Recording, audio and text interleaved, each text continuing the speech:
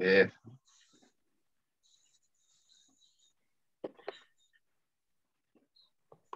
Yang mulai, Om Swastiastu. Om Swastiastu. Salam sejahtera bagi kita semua. Malam ini kita berjumpa kembali dalam Kulsam, kuliah 1 jam bersama Sanggar Sastra Graha NTB. Kali ini ada Kulsam seri ke-6 yang akan membahas tentang Ngaben, sebuah evolusi roh dalam perspektif agama Hindu. Nah, dari judulnya sepertinya akan seru ya acaranya ke depannya untuk pemaparan. Masih dengan sama, yaitu Acarya Paramananda Muni Daksa.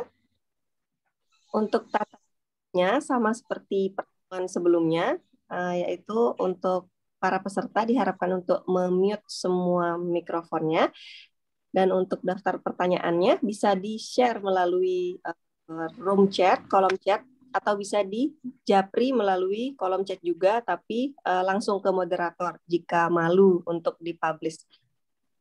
Baik, untuk mempersingkat waktu, mungkin bisa langsung dimulai acaranya. Kurang lebih pemaparan materinya selama 40 menit. Dipersilahkan.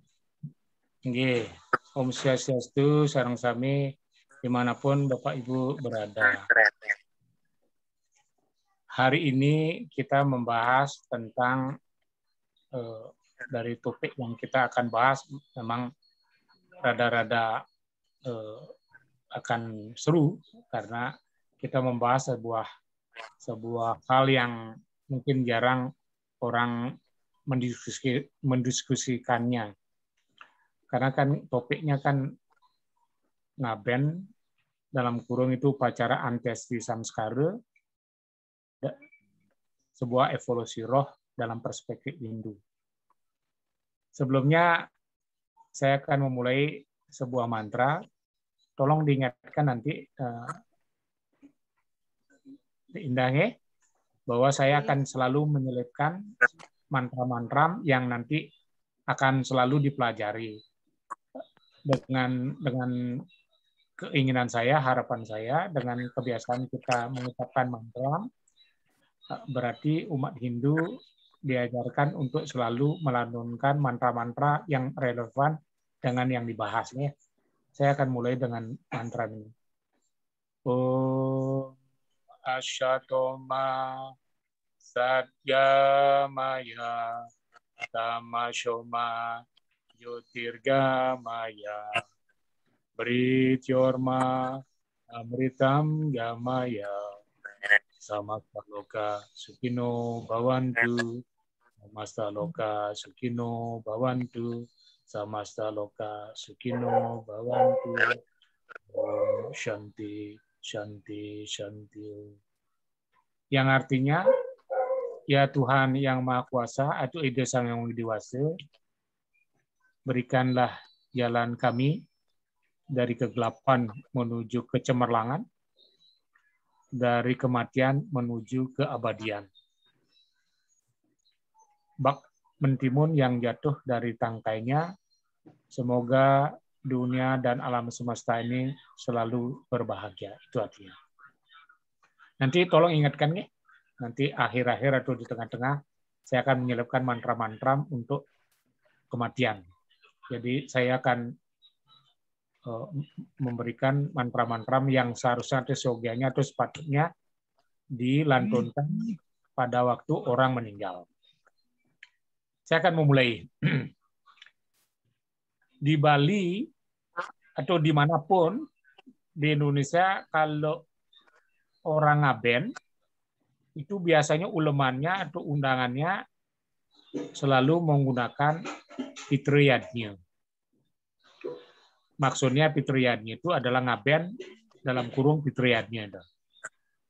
Sesungguhnya dari kata Pitriyadnya yang berasal dari kata Pitre yang artinya leluhur. Persoalannya adalah yang kita aben belum menjadi pitara karena barusan meninggal. Jasadnya masih di sebelah, atau jasadnya masih di rumah, atau jasadnya atau sawonya masih di rumah sakit dititip. Berarti belum ada prosesi upacara pitra karena belum dia menyandang status Pitara. Pitara itu karena leluhurnya. Oleh karena itu kalau undangannya di Pitara, Pitriyatnya berarti masih saya anggap masih perlu diperbaiki karena perbaikan itu menyangkut tentang Fitri ini tentang leluhur. Jadi karena dia belum berupa statusnya belum leluhur, masih sawa. Mengapa disebut sawa atau jasad? Karena siwanya yang hilang. Kalau yang sawa itu kan sama dengan jenazah. Jadi jenazah itu jenazah yang masih di rumah itu disebut sawa karena siwanya hilang. Berarti dia belum disebut fitra karena belum ada prosesi upacara. Nih. Oleh karena itu menurut saya, menurut Tiang ya, undangan atau uluman fitriyatnya itu masih kita perlu diperbaiki. Kalau ngaben benar. Nah, kalau ngaben benar karena prosesi ngaben adalah mengembalikan unsur-unsur Pancamabuddha. Banyak orang berpendapat ngaben itu berasal dari kata ngabehin atau ngabianin. Yang sebenarnya lebih tepat, ngaben itu berasal dari kata ngapen, yang berarti ada ngapen itu api, berarti ada unsur api. Karena unsur-unsur daripada badan kasar kita atau yang disebut sawu atau yang disebut jenazah, badan kasar ini ada stula sarirnya terdiri dari Panca Mahabhuta, ya kan? Ada akasa, ada apa?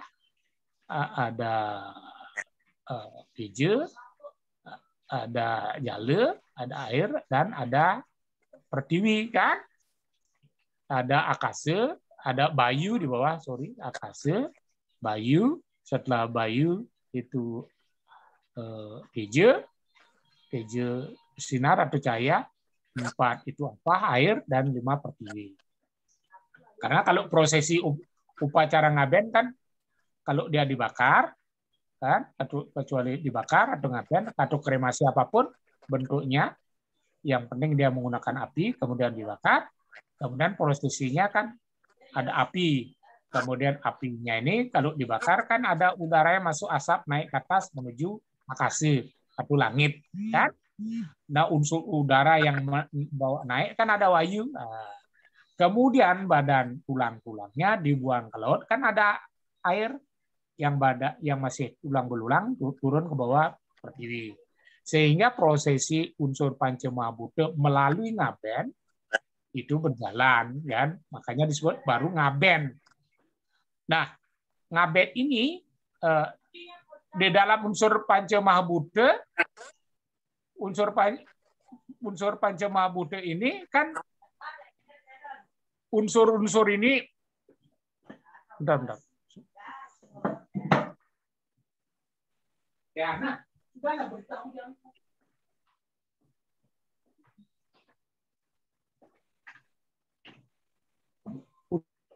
unsur Pancamabuddha itu terdiri dari kan di dalam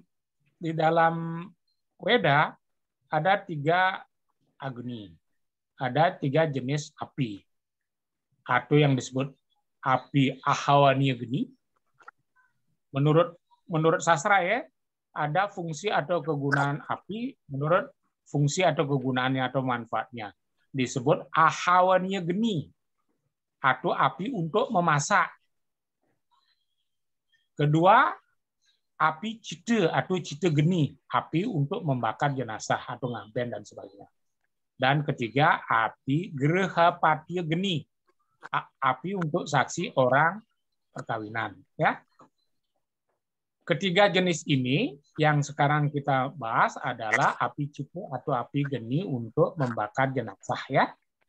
Api geni ini atau cita geni ini adalah bertujuan untuk membakar badan kasar atau yang disebut stula sarira.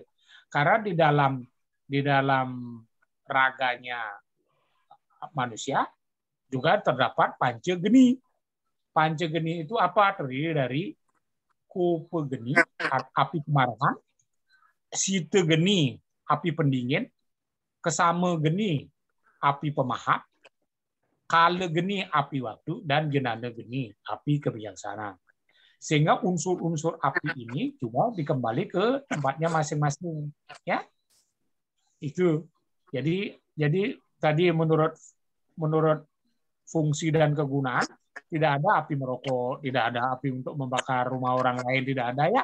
Jadi fungsi untuk kegunaan yang berhubungan dengan tatwe dan upacara hanya api ahwi negeni, kemudian api citra atau citgeni, dan gereha patya geni, api saksi untuk upacara perkawinan. Makanya kalau nganten itu kan ada api sambuk, api takap sambuk itu. Nah, itu gereha patya geni, api yang difungsikan untuk saksi orang yang nganten, ya, atau orang yang melakukan perkawinan. Nah, sekarang yang menjadi prosesi atau jenis-jenis ngaben menurut Hindu yang menjadi tradisi di Bali kan ada 3 jenis pengabenan, ya. Ada yang disebut sawu pertike. Kalau yang disebut sawu pertike pasti ada jenazahnya karena ada sawu, ya. Sawu itu jenazah. Mengapa disebut sawu? Karena siwanya hilang. Kalau siwa hilang disebut sawu. Berarti dia badan kasar. Badan kasar yang tidak ada siwanya, yang tidak ada rohnya disebut sawu, ya. Makanya upacara disebut sawu pertike. Berat pengabenannya menggunakan jenazah, ya. Kemudian ada yang disebut asti sawu pertike atau sawu wedana. Ya, yang kedua disebut asti wedana. Asti itu artinya tulang.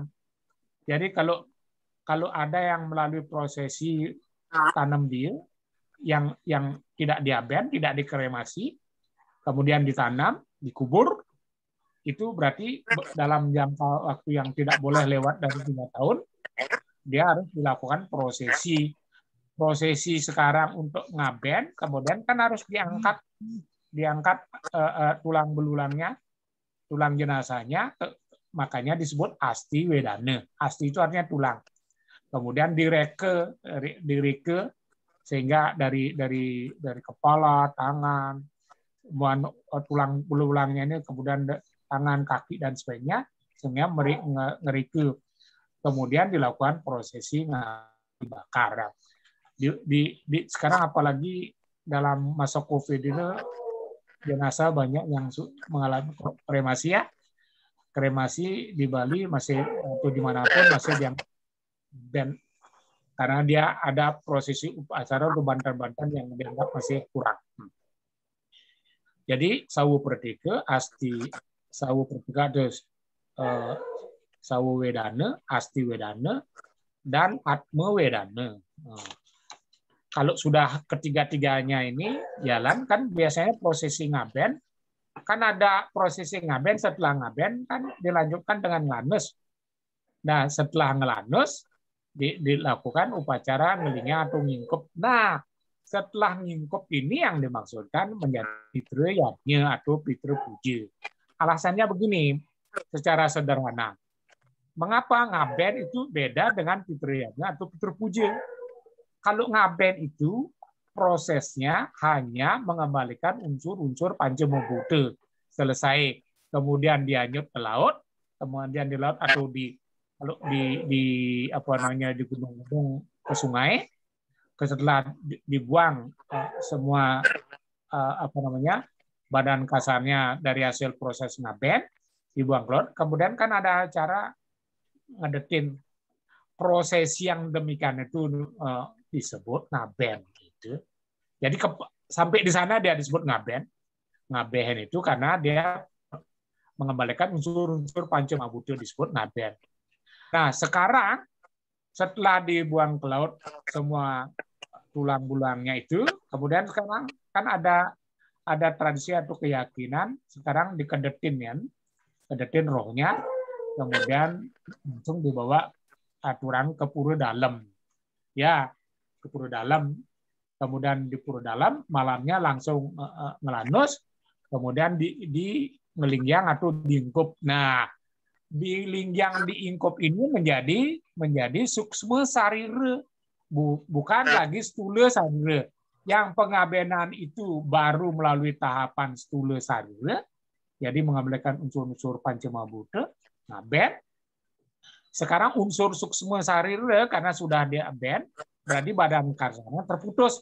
Itu sebabnya biasanya makanya disebut kadang-kadang disebut ngerorasin, karena menurut keyakinan di agama Hindu, kalau meninggal sudah 11 hari, di 12 harinya baru sadar rohnya itu bahwa dia sudah meninggal karena badan kasarnya sudah terputus. Ketika badan kasarnya dengan rohnya terputus karena sudah habis, roh tidak akan kembali ke badan kasar, tidak bisa kembali karena sudah habis, sudah benar-benar putus gitu. Nah, dari putusnya badan kasar dengan roh atau suksma saririnya, badan kasar kembali ke unsur pancama buddha, rohnya yang di linggiang di rongklu atau di kemulan. Pada waktu ngelinggiang disebut dewa pitara pratiste atau disebut ngelinggiang atau ngingkup. Nah, roh ini yang kemudian berada di rongklu atau di kemulan, menjadi roh leluhur mahu namanya pitra puja atau pitra yadnya gitu. Karena di pitra puja atau yang sudah di linggiangnya, nah ini yang perlu dibahas. Yang perlu dibahas menurut hemat saya, menurut pendapat Tiang ya, bahwa menurut Weda ini menurut sastra, bahwa roh itu kan tidak permanen. Dia tidak menetap di suatu tempat. Karena dia tidak menetap di suatu tempat, berarti menurut saya bahwa di rongklu itu sebenarnya tempatnya tidak permanen. Dia merupakan terminal. Jadi tempat tidak menetap. Karena yang harus kita bahas kan ada dua hukum. Hukum karma dan hukum evolusi roh atau hukum reinkarnasi. Kalau dia selalu menetap roh-roh leluhur kita di rongklu, berarti leluhur itu, roh yang kita aben itu sifatnya permanen, kan? Sifatnya permanen, dan dia hanya tinggal di satu tempat itu saja. Padahal dalam dua hukum yang kita ingin bahas ini kan ada dua, hukum karma dan hukum evolusi roh atau hukum samsara atau hukum reinkarnasi atau yang disebut punarbawa. Karena apa? Karena menurut sastra bahwa orang yang meninggal kan harus mengikuti subah-asubah karmanya. Ketika dia meninggal, kemudian di linggiang, dia sifatnya tidak menetap atau permanen karena rongklu itu sifatnya terminal, hanya merupakan tempat sementara. Kalau dia misalnya roh yang meninggal itu kan sesuai dengan subah-asubah karma, masuk surga atau neraka. Bisa saja dia memang rohnya ini akan lahir lagi sebagai manusia, bisa lahir sebagai binatang atau bisa lahir sebagai tumbuh-tumbuhan. Kemarin kita dapat membahas roh itu sifatnya tidak laki-laki dan tidak perempuan. Roh itu juga tidak hanya menetap di suatu tempat. Roh itu sangat tidak terikat sama etnis, soroh, klan, agama, dan sebagainya, negara, dan sebagainya. Roh itu bebas. Karena dia terikat sama subah-asubah karma. Kalau besok dia lahir, bisa saja dia roh itu menjadi manusia lagi, bisa saja dia lahir sebagai binatang, bisa lahir sebagai binat atau tumbuh-tumbuhan. Kan kemarin kita bahas, Dewa Aswin pun pernah turun sebagai tumbuh-tumbuhan. Ketika Dewa Aswin itu mandi di sungai, mandi sungai dengan telanjang bulat, kan dikutuk oleh Dewa Indra, kemudian lahirlah Dewa Aswin menjadi tumbuh-tumbuhan atau pohon-pohonan, pohon-pohon kembar. Kemudian lahir Sri Krishna, dihukum oleh ibunya Yasoda, diikat di pohon itu, kemudian ditarik sehingga semacam dilukat, diruat oleh Krishna, sehingga Dewa Aswin mengucapkan terima kasih. Dewa saja bisa turun menjadi tumbuh-tumbuhan. Kemudian saya juga pernah mengatakan bahwa orang yang terikat sama harta kekayaan, kemungkinan dia lahir sebagai ular kobra. Dulu kan pernah saya juga mengatakan, bahwa orang yang sangat terikat oleh harta kekayaan dia lahir sebagai ular baba. Jadi maksud saya, jadi badan kasar atau penjelmaan kita bereinkarnasi sekarang ini merupakan ciri kita belum mencapai yang disebut moksa, kan? Lahir ini tanda-tanda kita membayar her atau membayar karma atau melanjutkan karma-karma masa lalu yang kita harus warisi sekarang, ya. Jadi hukum karma itu yang jalan. Kemungkinan juga roh itu bisa meningkat, tidak hanya menjadi manusia, menjadi mungkin betara atau menjadi yaksa. Yaksa itu sederajat dibanding dengan betara mungkin. Kemudian yang bisa meningkat menjadi roh-roh suci atau menjadi maharsi atau bisa saja menjadi dewa. Kan berarti roh ini harus dimaknai dia tidak lahir, dia tidak hanya terikat pada soroh. Misalnya kalau cuma lahir di tempat-tempat itu saja, di keluarga itu saja, roh itu juga harus mengalami hukum karma. Kalau dia memang jahat, dia harus turun. Kalau dia misalnya jahat pernah membunuh, ya kan, pernah membakar milik orang lain, dia pernah memfitnah, dia kemudian dalam hukum Hindu ya, yang disebut pataku dosa ini, ya ada upu pataku, dosanya ringan, mahu pataku dosanya menengah, dan hati pataku dosanya paling besar. Yang dimaksud dosa paling besar ya, menurut sastra ini orang yang membunuh sapi. Ini yang celaka ini. Bagaimana keluarga kita tuh saudara-saudara yang tidak tahu bahwa sapi itu sangat sangat dihormati dan membunuh beramana. Membakar milik orang lain, apalagi tempat-tempat ibadah merajaan, puru dan sebagainya dibakar misalnya. Bersenggama dengan istri atau anak, luar biasa dosanya. Nah, kalau itu kita pernah lakukan, itu dosanya sangat besar. Kan tidak mungkin. Dalam logika tidak mungkin dia akan lahir menjadi roh sebagai manusia lagi. Sesuai dengan subah karmanya. Kalau toh juga ditempatkan di Lingyang sebagai Dewa Pitara Pratista ya, misalnya di Rongtelu, dia harus mengalami hukum karma. Begitu orang meninggal, putus melakukan ngaben, rohnya nyusuk semua, pasti tempatnya di pura dalam atau di dalam puri. Karena sekarang yang mempunyai wewenang untuk menentukan apakah dia masuk surga atau neraka kan Dewa Yama. Makanya Dewa Yama dalam mantra itu Om Surya Putraya Dimahe Makalaya Dimahe Tanuh Yamah Pracodayat. Itu sebenarnya.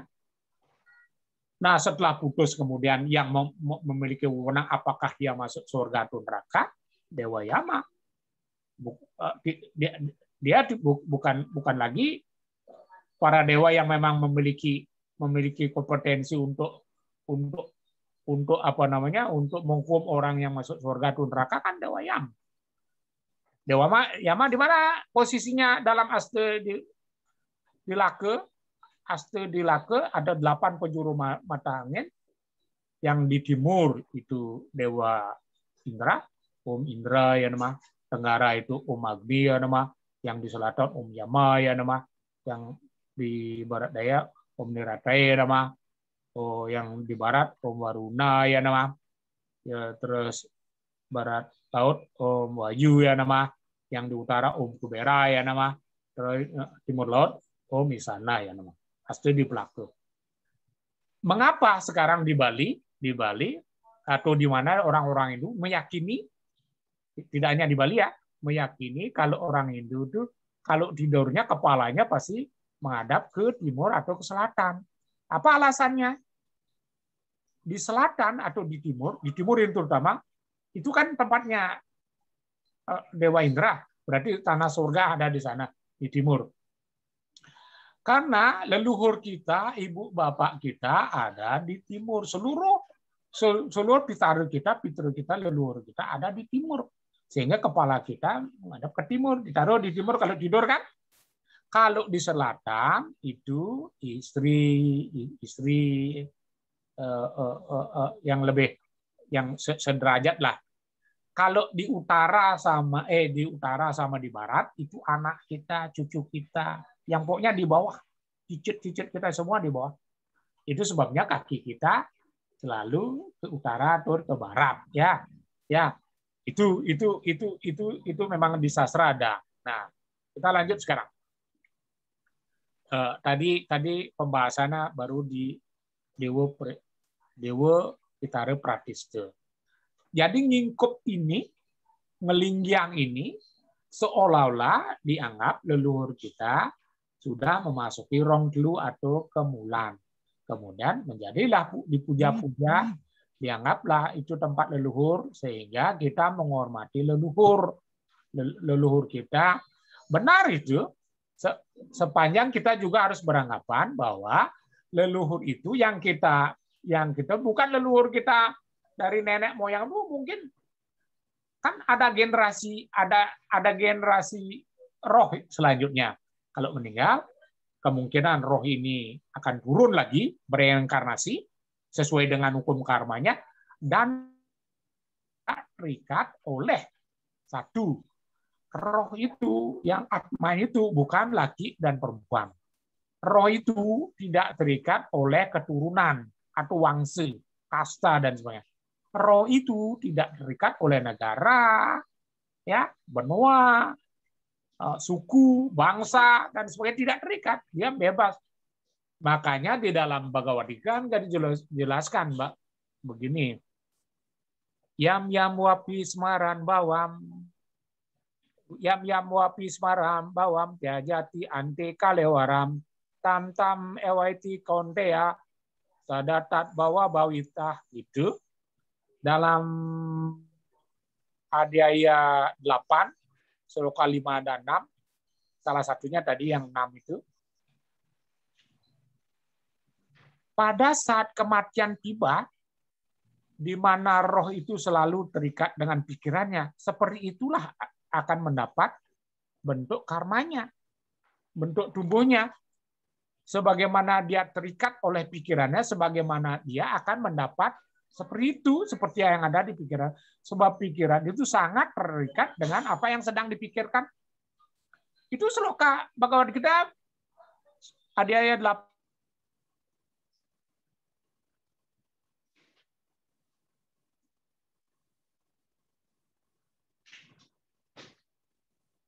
Antaka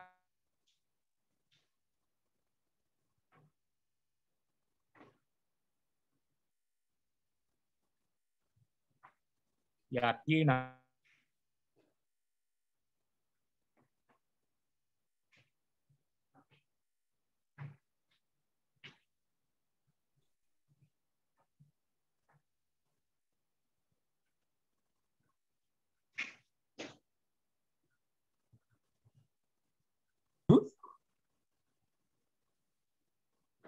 atau kita sedang melihat sinetron yang anggaplah sebagai sinetron, apa kita terikat sama keluarga, apa kita terikat berpikir tentang harta kekayaan, apa kita sama karma-karma, itu yang menyebabkan orang akan masuk surga atau neraka. Makanya sebenarnya gampang. Makanya Betara Yama mungkin tidak susah-susah untuk mengambil file pikiran kita di otak. Apa filenya otak kita?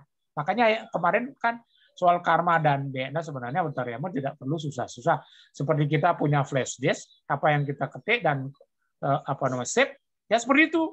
Nah, pikiran juga begitu. Dia seluruh kehidupan kita sekarang ini, seluruh kehidupan itu kan ada di file di DNA. Di DNA itu kan ada sumber informasi, itu yang kita tinggal Betara Yama. Kalau kita mau atau berbohong atau menipu, ini kelihatan di sana. Seolah-olah CCTV-nya manusia. Mungkin tidak ada yang membahas ini. Sehingga Betara Yama berhak untuk menentukan apakah dia masuk surga atau neraka. Kan memang wewenangnya Betara Yama. Maaf ya, banyak orang mengatakan itu wewenangnya Betara Durga. Menurut saya Betara Durga wewenangnya tidak di sana. Menurut saya Betara Durga, saya melihat itu wewenangnya khusus untuk misalnya perang. untuk menegakkan kebenaran. Nah, saya flashdisk sedikit. Dulu ketika perang Mahabharata meletus, Krishna menyambangi ke tempatnya tinggalnya Arjuna. Arjuna, besok engkau akan berperang. Engkau menghadapi gurumu Drona, ada kakekmu Bismacarya, ada guru Kripacarya, ada Karna, semua pemanah-pemanah hebat. Bagaimana kamu menghadapi dengan senjatamu yang seperti itu? Senjatamu cuma itu, tapi guru-gurumu, kakekmu, semua orang-orang yang sangat hebat, luar biasa dalam berperang. Kamu apa yang harus dilakukan? Kemudian syukurnya Arjuna ini kan orangnya lemah lembut dan seharusnya apa yang saya lakukan, Krishna? Saya sudah menyerahkan diri saya kepada. Diberitahu untuk memenangkan perang, dua yang harus dilakukan. Di tempat nanti di medan Kurukshetra, kamu harus berdoa kepada Ibu Pertiwi. Karena tempat itu perang Dewi Pertiwi, kamu sedang menggunakan Ibu Pertiwi tempat perang. Yang tempatnya Kurukshetra itu kan tanah Ibu Pertiwi yang digunakan di atas orang melakukan perang. Mintalah Ibu Pertiwi untuk melindungimu. Itu satu. Dua, kalau engkau menang, mintalah senjata kepada Dewi Durga. Karena Dewi Durga dalam perang apapun, Dewi Durga pasti merestui kalau kemenangan buatmu. Akhirnya minta kepada Durga. Kemudian diberikanlah seluruh senjata itu. Dewi Durga fungsinya seperti itu untuk peperangan, untuk melakukan antara kejahatan dharma dan adharma gitu. Tetapi kalau kematian, menangnya Dewa Yama, bukan Dewi Durga. Terus terang bukan Dewi Durga. Itu sebabnya saya ingin meluruskan bahwa kalau kematian, berdoalah kepada Dewa Yama, karena Dewa Yama yang membawa akan mencabut dirimu. Apakah harusnya masuk surga, neraka, kan beliau yang menentukan. Kan ada filenya, semua ada di sana. Surya Putra Yanima Makala Yanima Tanuh Yama Pracudaya. Nah, selanjutnya ada disebutkan begini, kan dalam tradisi kita Hindu baik dimanapun ya, apalagi menggunakan versi Hindu begini. Di dalam Lontaryama Purana Tattwa kan ada dikatakan begini. Yan hane uang mati mapendam ring pertiwi saluasnya tan kinenan widiwidana diakte mataman roge ring bumi ore hare gering merane ring jagat matemahan gajat. Disebutkan seperti itu. Yang artinya begini, kalau ada orang meninggal, dipendam, dikubur di Pertiwi, selama-lamanya tidak pernah dilakukan upacara pengabenan, maka badan kasarnya itu akan menjadi ruge. Ruge itu penyakit. Terjadilah penyakit di bumi. Karena apa? Ya kalau cuma ditanamkan bisa menimbulkan penyakit ini ya. Kemudian terjadi gering, merane, matemahan, gagat. Katanya akan menjadi gagat. Itu sebabnya orang yang mati sebelum 3 tahun harus dilakukan upacara pengabenan atau dibakar.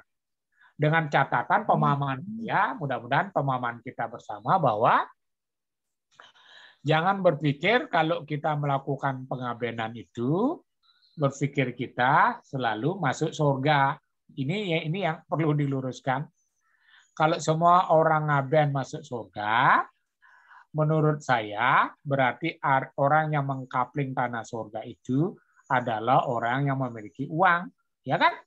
Dia bisa ngaben besar-besar dengan upacaranya besar-besar, dengan menggunakan naga bande misalnya, upacaranya mentumpang solas misalnya, kemudian cari sulungnya bisa solas pakai itu, sehingga maaf kan orang meninggal selalu dibedakan antara sorohnya apa kan, klannya soroh, wangsenya apa, dia menaga bande atau pakai lembu atau pakai angsa atau dan sebagainya, banyak banyak sesuai dengan wangsanya.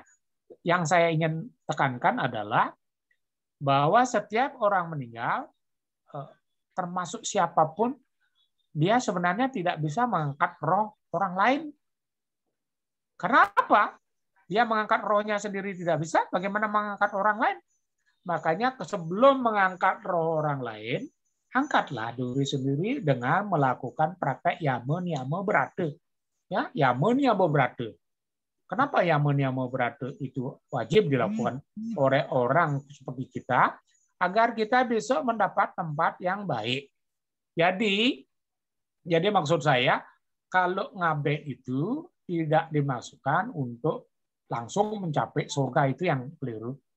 Jadi tanah surga, kalau meskipun diaben, ingat bahwa ngaben itu hanya untuk mengembalikan unsur pancamung Buddha.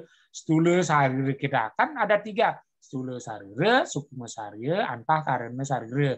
Di stula sarira itu ngaben, di sukma sarira itu ngelinyang diopitari pratista, dan di antah karisnya itu kalau misalnya maligio besok roh agar dia lebih suci. Nah, itu pemahaman kita.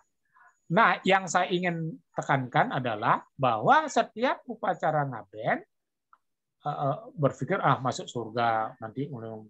Berarti roh-roh kita yang kita linjang di Rongklu itu kan berarti hanya terkungkung dia di sana. Dia tidak mengalami 2 hukum tadi, hukum karma dan hukum reinkarnasi. Karena reinkarnasi wajib, kalau dia belum habis masa hairnya, masih banyak yang harus diperbaiki, dia pasti lahir lagi. Baik dia lahir sebagai manusia, baik lahir dia sebagai hewan, atau baik lahir menjadi tumbuhan, atau bisa saja dia naik. Itu yang harus kita pahami. Jadi jangan berpikir kalau ngaben itu harus masuk. Kan berarti yang ngaben tanah surga orang-orang kaya. Berarti banyak harus orang-orang korupsi jadi ya. Karena dengan orang korupsi banyak uang, dia bisa melakukan tanah surga. Kan itu akhirnya jadinya. Nah, sehingga maksud saya agar ngaben ini diluruskan bahwa dia sedang mengembalikan unsur-unsur Pancamabuddha yang disebut ngaben. Kemudian ngaben, kemudian ngelanus, setelah nganus, linjang atau ngingkup, baru dioperatise. Nah, sekarang pemahamannya harus di tempat di Rongklu atau di Wakemulan, dia bukan leluhur hanya 1 orang, 2 orang, 3 orang, banyak ribuan mungkin leluhur kita yang kita tidak tahu. Karena dari kita, ayah kita kan, saudara-saudara kita aja banyak, saudara misalnya 14, kemudian anak-anaknya, kemudian ini kan turunan. Roh-rohnya luar, kalau diingkup jadi 1, kemudian roh-roh itu sudah ada yang sudah lahir kembali, ada yang menjadi lahir sebagai ini, sebagainya, kan kita tidak tahu. Itu sebabnya kita mendoakan roh-roh itu agar mendapat tempat yang baik. Itu sebenarnya jadi dari badan kasar prete, dari badan sawu itu kemudian dibakar, dari prete menjadi pitre, menjadi pitare leluhur. Benar. Jadi begitu sebenarnya urutan kronologis orang melakukan ngaben. Itu ya. Bu Indah, sudah kayaknya 1 jam. Maaf, saya agak karena sedang semangatnya memberitahu agar meluruskan sesuatu yang mungkin lama yang tidak dibetul. Silakan saya kembalikan dulu, nanti kita melakukan bincang-bincang atau tanya jawab. Giring. Semua penjelasannya, pemaparan materi yang cukup jelas menurut Tiang, tapi mungkin ada beberapa rekan peserta yang merasa ingin dalam acaranya nih. Ada pertanyaan. Tiang panel atau satu pertanyaan? Ini terus Pak, panel boleh. Kalau nanti agak berat, ya harus dijawab 1 persatu. Nggih, terus pertanyaan dulu. Tergantung pertanyaan.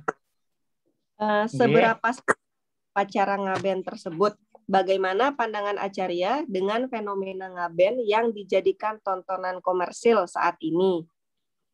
Kemudian, apakah tradisi termasuk contoh hubungan budaya? Kemudian pertanyaan ketiga, apa solusi bagi masyarakat Hindu yang tidak mampu melaksanakan upacara ngaben? Okay. Jadi saya itu 3 ya. Satu orang nih kan. Sebenarnya saya juga dari dulu menulis tentang ngaben suatu upacara roh yang dicita-citakan. Karena begini, pariwisata itu kan mengikuti ngaben. Bukan ngabennya yang mengikuti pariwisata ya. Karena zaman dulu tidak ada pariwisata. Iya kan? Pariwisata itu mengikuti ngaben. Jadi dijadikan dampak ekonomi dari upacara orang ngaben. Ada yang menggunakan orang ngaben, kemudian dia ngundang turis, kemudian dikenai cas. Ini kan sebenarnya tidak ada rangkaian kaitannya antara pariwisata dengan ngaben sebenarnya. Ngaben sama sekali tidak punya dampak ekonomi sebenarnya.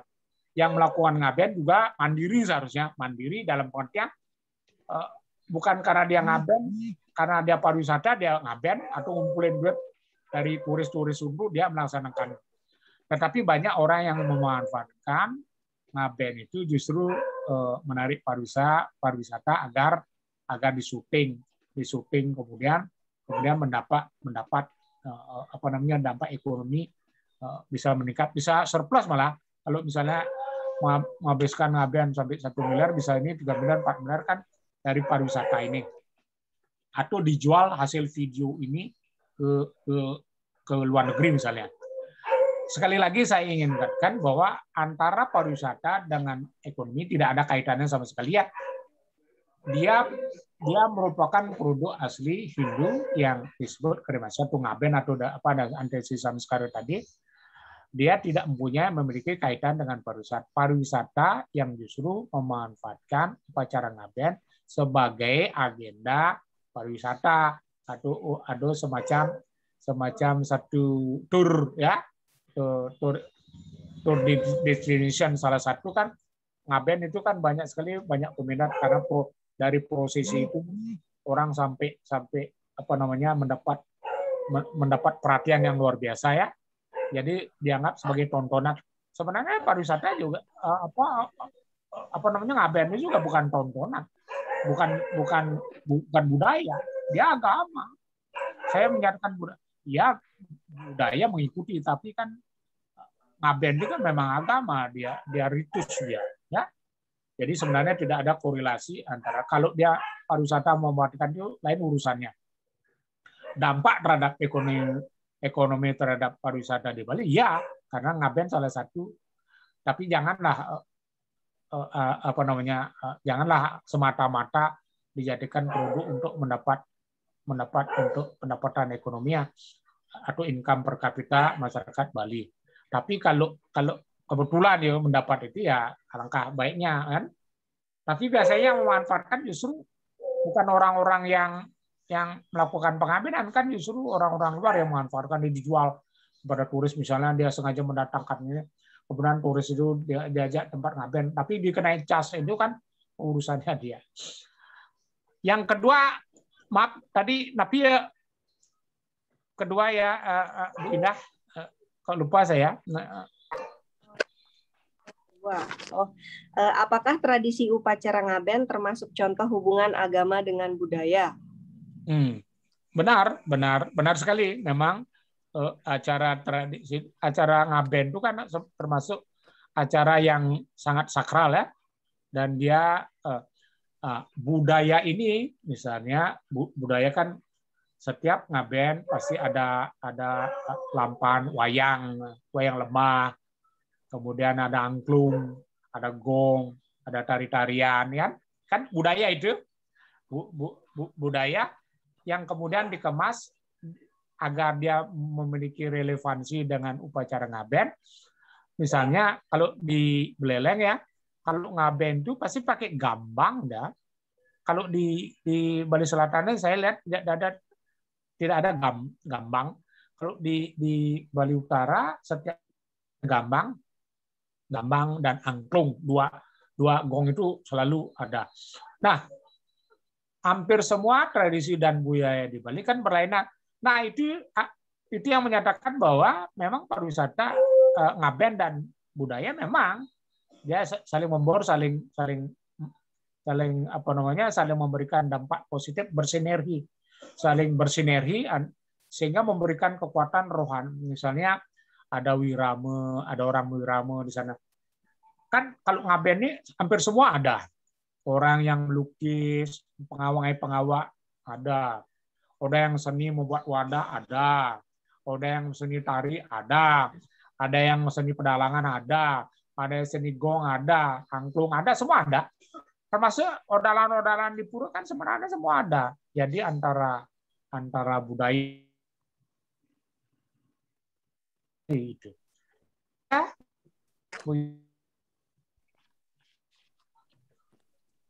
Yang ketiga, menurut Acarya, apa solusi bagi masyarakat itu yang tidak mampu melaksanakan upacara ngaben? Sekarang hampir semua daerah, saya tidak tahu di Lombok. Di Bali ini banyak sekali tempat ada kremasi. Kremasi itu Bali ini sangat ada yang cuma 15 juta sudah selesai, 7 juta sudah selesai.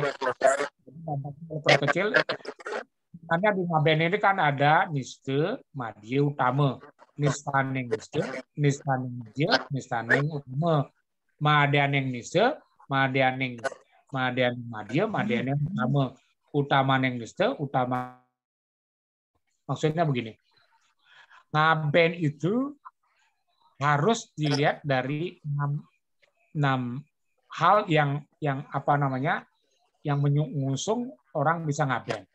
Satu, ikse ya, sakti, dewa kale, ikse, sakti, desa, kale, tatwa. Jadi 5 hal itu yang harus. Ikse artinya tujuan orang ngaben itu ngapain itu? Satu, ikse. Jadi harus ada tujuannya, benar-benar tujuannya harus fokus. Sakti, harus ada kemampuan aman mesti ngelapis ngaben untuk besar, ya kangguin ngaben yang sederhana. Makanya di Bali disebut kremasi. Saya tidak tahu di Lombok. Di Lombok banyak orang kremasi, orang tidak pakai wadah, tidak. Sekarang di Bali hampir sekali sesuai dengan apalagi dampak pariwisata atau dampak COVID ini, hampir semua kabupaten sekarang sudah ada tempat kremasinya. Ngaben Anda langsung. Sekarang kalau misalnya punya biaya sedikit, sekarang ada kebiasaan sekarang orang meninggal itu sudah masuk asuransi. Begitu mereka nabung sampai 15 juta, jadi asuransi ini ketika itu orang itu meninggal, jadi asuransi yang dikeluarkan langsung dibawa ke yayasan. Itu ada begitu sampai. Kemudian di tempat lain ada yang patok 7 juta, jadi orang yang tidak mampu dapat juga melaksanakan pengabenannya. Jadi demikian, saya tidak tahu ada yang di Lombok atau di daerah lain, sebaiknya menurut saya memang harus seperti itu. Kenapa? Karena satu, untuk membantu mereka yang benar-benar ingin melaksanakan upacara ngaben atau sanskara, mereka tidak terbebani, ya. Atau kedua, di desa adat di Bali, setiap orang meninggal itu kena urunan 5.000 per kakak setiap orang meninggal. Sehingga kalau dikumpulkan hampir berapa juta dapat, itu dipakai untuk ngaben dan diserahkan ke desa adat atau di tempat orang melakukan upacara kremasi. Begitu caranya. Ada 3 caranya. Mungkin dari Danau Punya, kemudian di desa adat ada yang sudah menjalankan setiap orang meninggal biasanya ngumpulnya 5.000. Jadi masing-masing tempekan dikumpul. Ada yang sudah kumpulkan berapa tempekan kumpul, diserahin kepada orang punya gawe. Atau desa adatnya yang kadang-kadang ngambil upacara ini, kemudian biaya apapun ditangani oleh desa adat. Atau juga ada keramu di desa adat di satu tempat yang sudah LPD-nya sudah dibiayai, dibalik sampai sekecilnya. Nah, kalau ini difungsikan ada buat yayasan, kemudian ada buat yayasan untuk kremasi yang biayanya terjangkau gitu. Jadi kalau tidak mampu misalnya tidak, jadi keluarga, kemudian donatur dan sebagainya membantu. Jadi demikian, mudah-mudahan solusinya itu dapat membantu mereka yang tidak mampu. Jadi tiga, buat yayasan, tiga, cari tempat kremasi. Untuk memang kremasi tempat krematorium untuk melakukan upacara pengabetan yang mereka terjangkau. Sebenarnya begini, ikse sakti, ikse kalau tadu, ikse itu tujuan, sakti itu kemampuan, kalau kita kemampuan, terus dise sesuai dengan dise terus tempat, kalau itu waktu kapan kita harus melakukan ngaben, tadu sesuai dengan petunjuk sastra. Sebenarnya konsep semua apapun harus berdasarkan ikse sakti, ikse kalau tadu gitu. Nah, kalau sekarang solusinya yang ingin, ya lakukan seperti itu, buat yayasan. Kemudian ada yang, kalau orang meninggal itu mau tahu dia akan, misalnya sudah tua, dia nabung, kalau tidak salah cuma 100.000 per bulan. Kalau 1 tahun kan sudah 1.200.000, 5 tahun. Jadi kalau dia merasa meninggal, dikasih kemudian 15 juta langsung dibawa ke yayasan yang melaksanakan krematorium. Sehingga tidak berat. Jadi mereka sudah mempersiapkan APD. Demikian jawaban Tiang. Mudah-mudahan dapat dipahami dan diterima. Kurang lebihnya sebegitu. Kirim terus lanjut. Om Swastiastu. Nggih. Ampura Acarya yang terlambat. Wih, Pak Tet pun api. Terus, tadi terlambat tadi mengikuti. Nggih. Nanti dilihat di YouTube aja, Tut. Nggih. Oh, ada ya. Nggih. Ada yang mau tanya, Ki? Nggih, terus. Ada mau tanya, satu kaitannya dengan tadi untuk acara pengabenan. Nah, kalau orang yang meninggal kemudian di Pertiwi, kan? Dari Pertiwi di kubur, ada nggak batasan berapa lama dia mesti harus sampai ke ngaben? Ada nggak dalam sastranya itu? Itu yang pertama. Ada. Terus yang kedua, tadi sempat disampaikan masalah yang di Rong 3 setelah tadi acara ngelanus terus ngelinggiang di Rong 3. Itu sifatnya tidak permanen, kan, Dan? Betul. Tidak permanen. Nah, bagaimana kita tahu bahwasanya dia masuk surga atau tidak? Betul. Bagaimana kita tahu dia masuk surga atau tidak? Nah, kemudian apakah dia bereinkarnasi selanjutnya atau tidak? Bagaimana kita tahu? Secara di Bali ada istilah biasanya kalau anak lahir itu kebiasaan di Bali katanya nunasaos peluasan. Ya, siapa yang menumadi kan? Nah, mungkin mohon penjelasannya seperti Acarya. Semua. Bu Ina boleh langsung dijawab Niki? Bu Ina. Halo. Acarya silakan langsung dijawab. Niki, Bapak Dokter Hewan itu bagus, tempatnya beliau profesinya di Jakarta. Beliau sahabat yang Niki. Pak Tut, begini. Di dalam Lontaryama Purana Tattwa ya, tadi yang sudah jelaskan, disebutkan begini, Yan hana wong mati, mapendam reng pertiwi, salawasnya tan kinan-kinan widiwidana, biakte matamahan roge reng bumi, hore hare gereng, merane matamahan gad-gad. Artinya begini, kalau ada orang meninggal, mati, itu dipendam, dikubur, di pertiwi, selama-lamanya, dan tidak pernah diupacarai widiwedana, menyebabkan akan terjadi ruga penyakit di bumi ini. Dan rohnya itu akan menjadi, tulang-tulangnya akan menjadi gad-gad. Dia akan merana. Apa sebab? Karena tulang belulangnya masih di bawah. Itu sebabnya di dalam Lontar Yamu Purana Tatul disebutkan jangan sampai lebih dari 3 tahun. Itu disebutkan. Jadi jangan lebih 3 tahun. Sehingga ketika akan kurang dari 1 tahun dilakukan disebut asti wedana.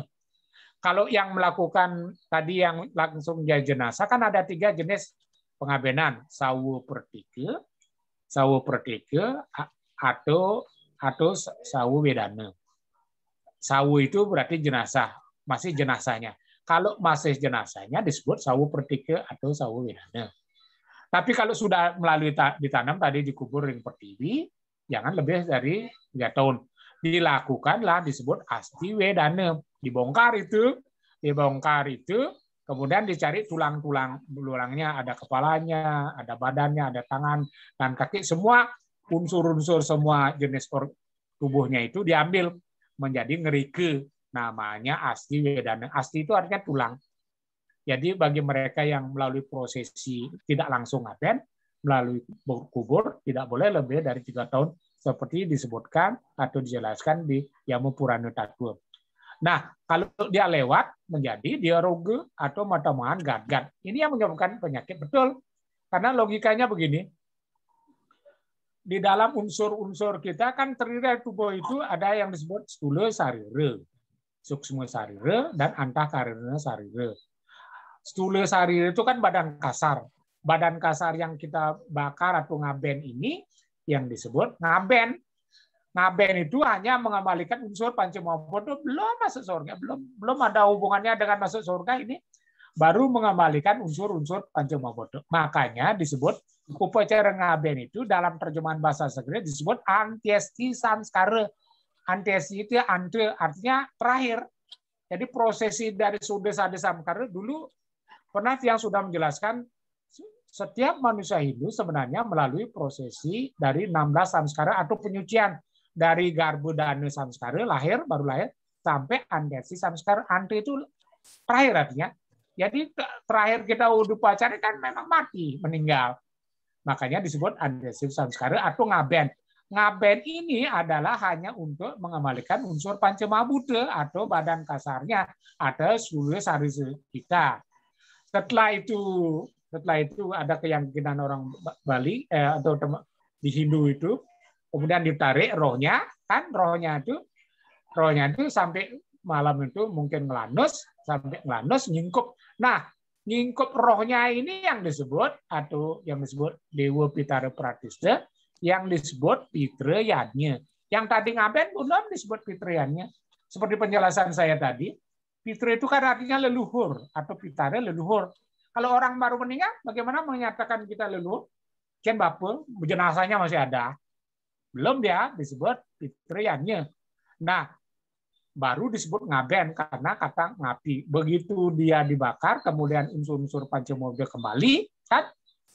Kalau dibakar kan unsurnya api, kemudian naik ke atas, ke akase, kan ke udara, kemudian akase. Dibuang ke laut, berarti apa? Ya, dibuang ke laut. Terus badan kasarnya, yang tulang-tulang masih keras, dibawa ke tanah atau pertiwi. Berarti mengembalikan unsur pancamabuddha. Belum kita bicara pitriannya. Setelah itu, setelah badan kasarnya selesai ngaben, sekarang kan ada yang disebut ngelanus. Ngelanus ini sampai ngelanus kemudian ngingkup atau ngelingyang.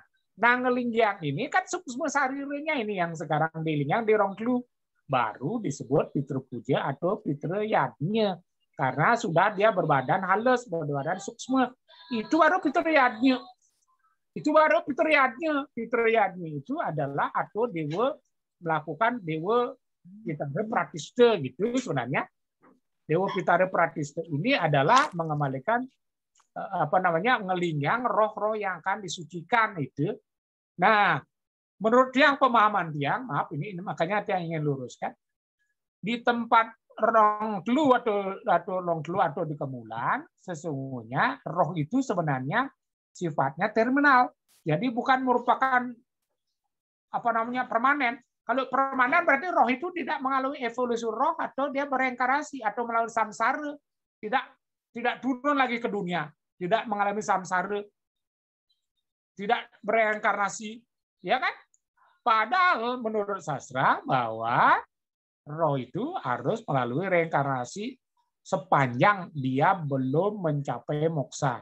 Moksa itu artinya terdiri dari moho dan kesaya. Moho itu bingung, kesaya itu membebaskan orang bingung. Sepanjang kita masih bingung berarti kita tidak mendapat moksa. Ciri-ciri kita tidak mendapat moksa masih melanjutkan lahir kita ke dunia sekarang. Jadi mengalami reinkarnasi.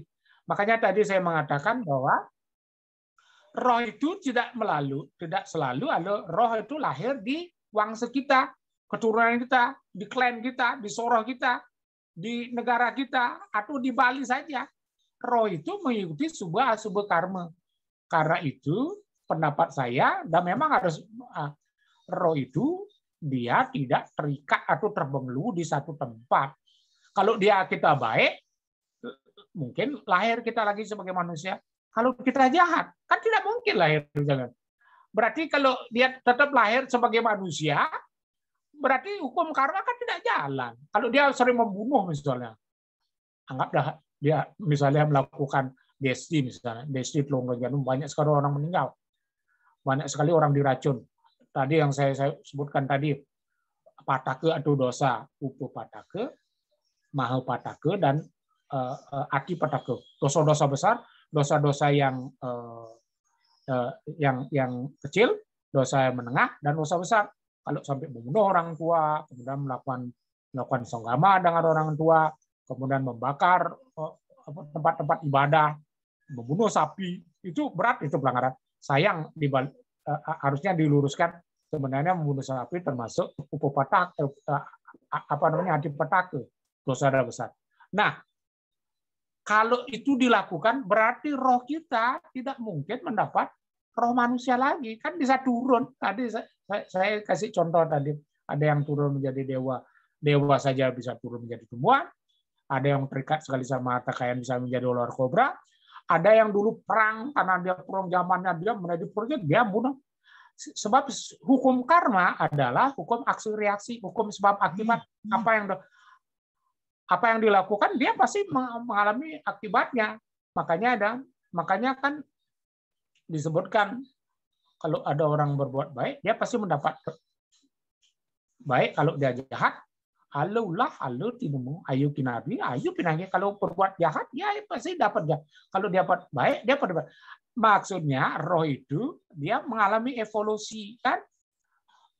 Roh itu kan dikatakan jelas, Atman itu tidak laki, tidak perempuan, dia tidak terikat oleh negara, tidak bangsa, tidak ekonomi atau kekayaan, pangkat dan sebagainya, termasuk klan, suku dan masyarakat. Tidak, kecuali kan tadi saya menyebutkan di dalam Bhagavad Gita. Tadi sloka Adhyaya 8, 5 dan 6, barang siapa yang pada waktu meninggal dia selalu teringat padaku, maka dipastikan bahwa dia akan mencapai aku. Nah, persoalan kan di sana. Bagaimana kalau meninggal sampai teringat aku? Tapi kalau kita meneringat harta kekayaan, teringat sama keluarga, teringat sama istri, teringat sama jabatan, nah dia lahir lagi seperti kita itu. Atau kemungkinan dia lahir menjadi orang baik, menjadi para resi, menjadi pertapan, menjadi yaksa, menjadi betara, itu kan roh suci ini. Karena itu karma. Jadi orang harus mengingat dalam kajian evolusi rohnya harus dua, hukum karma dan hukum evolusi roh inkarnasi. Ingat itu. Jangan sekali kita juga berpikir setiap orang melakukan bicara ngaben, wih masuk surga, aduh itu keliru. Itu kelirunya menurut dia.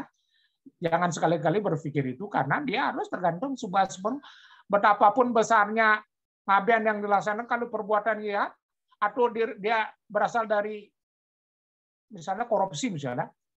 Berapa miliar dia korupsi, kemudian dia buat upacara ngaben, kan tanah kapling surga kan selalu dikapling oleh orang kaya jadinya.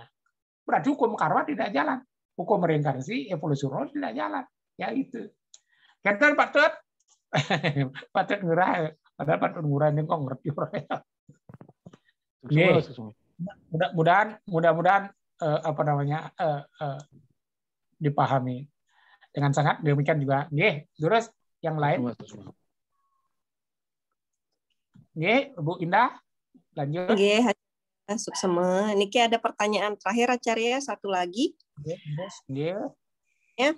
Kenapa ngaben dilakukan hanya satu kali, sedangkan ngeroras atau maligya bisa dilakukan berkali-kali? Maligya memukul, nggih, begini. Ngaben itu kok bisa ngaben berkali-kali? Ngaben itu sekali. Ya logikanya begini, kalau ngaben itu kan pada kasarnya sudah habis kan, mau apa yang diaben kan? Logikanya kan kalau sudah ngaben, sudah dibakar, sudah habis badan kasarnya, seluruh sarinya sudah habis, apanya mau diaben lagi? Karena ngaben itu kan unsurnya api, ya. Apanya?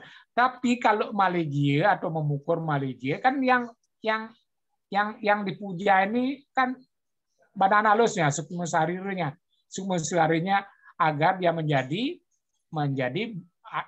roh-roh yang lebih suci lagi. Jadi sukma sari itu kan masih terikat dengan badan kasar dan pikiran-pikiran. Dalam penjelasan Bhagavad Gita jelasan begini, Atman itu mengendalikan kecerdasan atau budi intelektual, budi kecerdasan intelektual. Atma itu mengendalikan kecerdasan, budi atau intelektual. Budi atau kecerdasannya mengendalikan pikiran, pikiran itu mengendalikan indria, indria mengendalikan badan. Kalau sudah menjadi roh suci, anggaplah roh. Sekarang anggapan kita dalam pemahaman kita, roh itu sudah dilinjang di Rongklu. Oke lah. Melakukan upacara memukul ini atau maligya kan untuk roh-roh yang sudah diaben, yang sudah lama sekali. Lakukan maligya atau melakukan kan boleh kan? Boleh dilakukan berkali-kali, makanya disebut pitra puja. Makanya mantra orang meninggal itu, nah kadang ada celah saya masuk. Coba ucapan mantra itu. Saya minta setiap orang yang meninggal apapun ya, dimanapun, coba bacakan Bhagavad Gita bab 2 dan bab 18 semua ya. Semua sloka Bhagavad Gita bab 2 beserta artinya dan sloka bab 18, ada 18 semuanya. Itu satu. Itu wajib ya. Setiap orang meninggal dimanapun berada, dimanapun kondisinya dibacakan itu. Terus dibawakan 3 hal lagi. Kalau ada kan dimanapun pasti tutur kawitan, tutur kayangan 3 ya. Terus kemudian tutur penting apalagi di Lombok banyak sekali tutur Suranadi kan itu semua pelukatan pembersihan semua bisa dipakai di Suranadi. Kalau di Bali kan di Pura Lempuyang ya, kemudian ada tutur penembak. Tapi yang lebih penting ada daun tulasi atau daun sulasimnya, tutur kayangan dan sebagainya. Ini mantranya. Dari mantra pertama ya, Gayatri pertama, mantra pertama Om Burbuah Swata Sawitur Warinyem Bargo Dewasa Dimahi Dioyona Pracodayat. Maaf, saya mengucapkan mantra ini sambil tidak menutup mata. Ini untuk penjelasan. Setelah itu baru Om Bayur Anilam Amritam Atedam Basmantam Sariram Om Kratu Semara Klibe Semara Kritam Semara Om Bayur Anilam Amritam Atedam Basmantam Sariram Om Kratu Semara Klibe Semara Kritam Semara 3 kali. Baru Om Trayambakam Yajamahe Sugandem Pusiwaranam Purwa Arukamiwa Bandanat Prityorma Muksya Mamritat ya. Sekali. Kemudian baru Om Asatoma Satgamaya Tamasoma Jyotirgamaya Mrityorma Amritam Gamaya Samasta Loka Sukino Bawantu Samasta Loka Sukino Bawantu Samasta Loka Sukino Bawantu. Kan tadi penjelasan terjemahannya ada. Kemudian baru mengucapkan untuk Om Surya Putra Yanma, Om Surya Putra Yanma, Makala Yanma, Tanuh Yama Pracodayat. Itu untuk permohonan kepada Betara ya Dewa Yama, ini aku mempunyai keluarga, bapak, ibu, orang tua atau siapapun teman-teman dan Mohonkan supaya Dewa Yama juga mengampuni. Baru kemudian, baru mantram Om Swargantu Pitara Dewam, Swarganku Pitara Ganam, Swargantu Pitara Sarwada, Nama Swada. Om Moksantu Pitara Dewam, Moksantu Pitara Ganam, Moksantu Pitara Sarwaya, Nama Swada.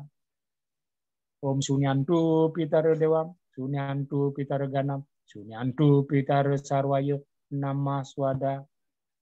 Ya, Om Bagyantu Pitara Dewam, Bagyantu Pitara Ganam, Bagyantu Pitara Sarwaya, Nama Swada. Om Kesamantu Pitara Dewam, Kesamantu Pitara Ganam, Kesamantu Pitara Sarwaya, Nama Swada. Om Santi Santi Santi Om. Itu mantra-mantra. Syukur ada pertanyaan. Saya hampir lupa karena saya harus menyelipkan. Nah, kalau mantra-mantra diucapkan pada waktu orang meninggal, di Bali mau mantra apapun, tapi yang penting adalah mengucapkan mantra untuk rohnya. Kita mengucapkan mantra, melantunkan mantra kan tidak berarti membebaskan dari karma baik buruknya, ya kan? Karma baik buruknya dia kan tergantung pada subha karmanya. Tetapi memohon, misalnya orang tua kita, anak kita, tetangga kita, teman-teman kita, semua yang termasuk semua kerabat kita meninggal, kemudian kan minta pengampunan agar diberikan tempat yang lebih baik, kan selalu kita berdoa. Tapi ingat, orang sentane yang benar-benar permohonannya itu dikabulkan adalah orang-orang yang benar-benar tulus ikhlas dengan segenap keyakinannya. Itu sebabnya orang yang memiliki ketiganya yakin penuh, fokus dua yakin, dua fokus, tiga benarlah sacarya. Saya yakin. Dulu saya beranggapan begini, apalah gunanya orang bisa mengangkat roh, sedangkan roh kita sendiri tidak bisa terangkat. Bagaimana kita bisa menempatkan roh orang akan lebih baik kalau kita sendiri kita tidak bisa mengangkat roh kita menjadi lebih baik? Kan begitu persoalannya. Meskipun misalnya kita berdoa dengan sebenarnya, kalau dia harus menikmati karmanya, kita tidak bisa berbuat apa. Tapi dengan ketulusan kita sebagai periti sentane, sebagai anak, sebagai sentane yang memohon doa dengan tulus, saya yakin dia pasti dewa-dewa itu. Ini benar-benar anak yang tulus. Demikian penjelasan Tiangnya. Terima kasih. Saya kembalikan kepada Bu Indah. Iya, Acarya. Niki berhubung waktunya sudah menunjukkan pukul 9:30, Nika Acarya mungkin bisa kita akhiri. Mungkin ada closing statement dari Acarya, dipersilahkan.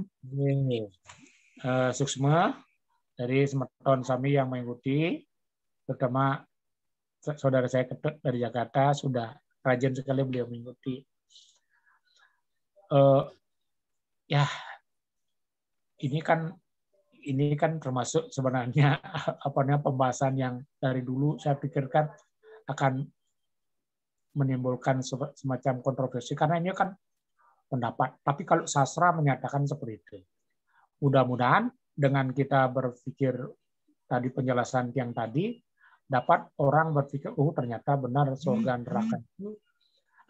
Surga neraka ini, tadi ada yang jawaban Ketut belum selesai ya, surga neraka ini. Kita tidak dapat memastikan apakah dia masuk surga atau neraka. Itu persoalannya memang betul. Apakah bagaimana kita tahu kita lahir? Jadi padahal banyak sekali orang yang mencari. Kalau metuna itu kelihatan dia ini rohnya ini turun. Sebenarnya ampun ya, orang semuanya tidak memiliki kapasitas untuk seperti itu. Karena roh itu sulit sekali deteksi roh itu siapa. Ini paling sekenanya saja biasanya. Ampura saya bilang, ini nasi, semua ke ini. Kalau saya jawab lebih ringkas, saya semua ini. Untuk menentukan bahwa itu roh lahir, dapat yakini seperti ini. Apakah roh itu akan segera lahir atau tidak? Lihat pada waktu perbuatan baik buruknya. Kalau dia perbuatan baiknya lebih dominan ya, lebih dominan, misalnya dominan, sedikit sih ada punya. Dia lahir pasti lebih sebagai manusia. Tapi kalau rohnya jahat, dia kemungkinan lahirnya tidak menjadi manusia, dia kemungkinan rohnya bisa menjadi binatang. Berarti maksud saya, untuk mengetahui itu, lihat karakter pada perilakunya pada waktu hidup. Kalau dia jahat, saya yakin dia harus menikmati dulu tanah dan neraka di sana. Karena hukum karma kan harus tetap jalan. Kalau dia berbuat baik, dia turun cepat sekali turun untuk memperbaiki yang hair itu. Itu untuk mengetahui apakah roh itu yang dados tunas. Biasanya kalau ngaben ampunang dan ditakinin. Karena dalam zaman rugi senggar bumi, dalam zaman orang kacau, jangankan orang menurunkan roh kita sendiri yang belum bisa menentukan roh kita sendiri, kemudian bertanya kepada orang yang tidak memiliki kapasitas meskipun itu roh-rohnya. Karena banyak sekali orang yang ketika ditanyakan malah jauh sekali meleset. Malah ada yang kemarin saya diberitahu begini, saya sengaja memancing pura-pura jadi misalnya ini anak-anak. Kemudian saya tanya ini hubungan saya dengan ini siapa, padahal itu cuma minta. Oh, dia nak adinya ganggu, langsung ketawa dia, balen apa, seperti itu ya. Tapi saya tidak mempindah yang memiliki kemampuan, tetapi sebaiknya janganlah ditanya. Apa alasannya? Setiap manusia, masing-masing manusia harus membayar karmanya masing-masing, itu jawabannya. Harus manusia membayar karmanya masing-masing sesuai dengan tingkatan karmanya. Kalau dia belum selesai dia menikmati karmanya, dia harus bayar. Betapapun dia sulitnya, bayar. Dia utang 1.000 hari, bayar 1.000, dia perampul sekali hari. Demikian penjelasan saya, mudah-mudahan berkenan, dan ini hampir sudah lebih dari 1,5 jam. Terima kasih. Om Santi, Santi, Santi. Saya kembalikan Bu Indah. Acarya. Baik para peserta Kulsam malam hari ini, dengan closing statement tadi, maka berakhirlah Kulsam kita pada malam hari ini. Akhir kata saya mohon maaf apabila ada salah kata. Saya akhiri dengan Parama Santi. Om Santi, Santi, Santi, Om. Sampai jumpa. Santi, Om. Suksema.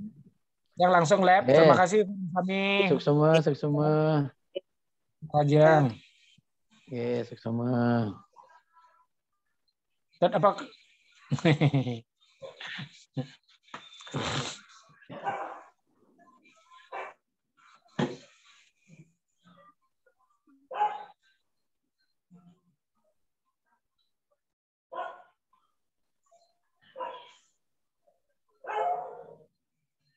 Mama.